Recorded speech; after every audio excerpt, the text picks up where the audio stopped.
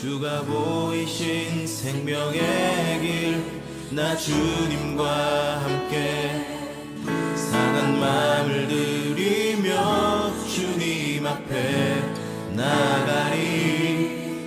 나의 의로움이 되신 주, 그 이름 예수, 나의 길이 되신 이름 예수. 이제 우리가 예수 그리스도로 말미암아 구원받은 하나님의 백성으로서 어떠한 삶을 살아야 하는지를 말씀하고 있습니다. 성도는 예수 그리스도로 말미암아 구원받았습니다.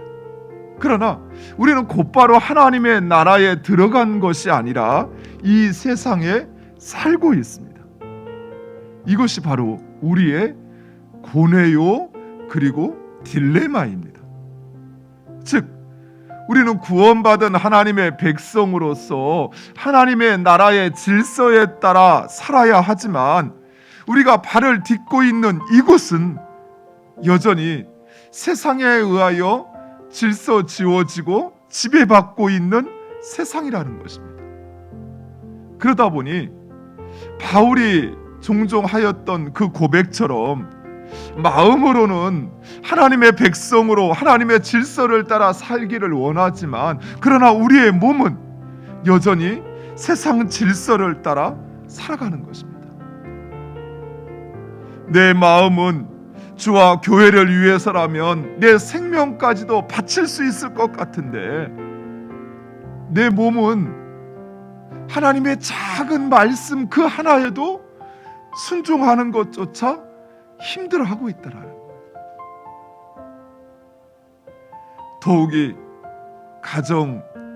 가정에, 자녀의, 직장에까지 우리가 책임져야 할 것들이 너무나도 많다 보니까 정작 말씀에 도전을 받긴 받지만 그러나 살아내지 못하는 것입니다.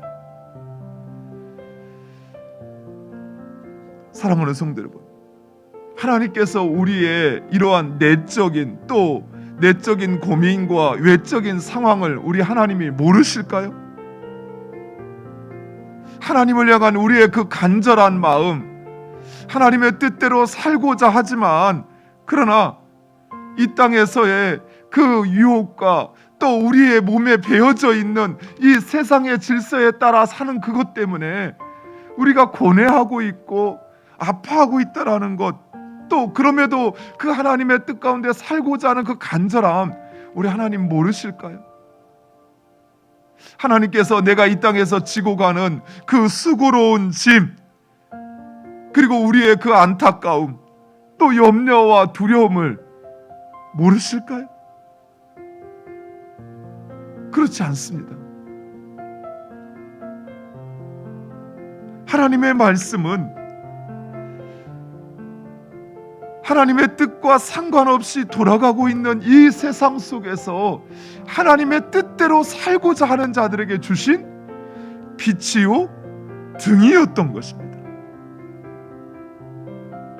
하나님의 말씀은 하나님의 그 말씀 가운데 살고자 하는 자들에게 주신 우리의 삶을 변화시키고, 그리고 하나님의 능력과 그 존귀와 영광을 이 세상에서도 행하게 하시고 경험하게 하시기 위하여 우리에게 주신 축복이라는 것이에요.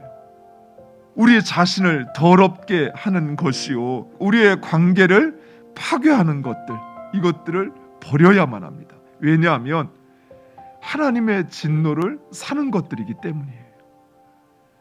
그저 이것대로 행하여서 내가 실패하는 것이 아니라 이러한 것들이 우리에게 있을 때 하나님의 진노가 임한다라는 것입니다.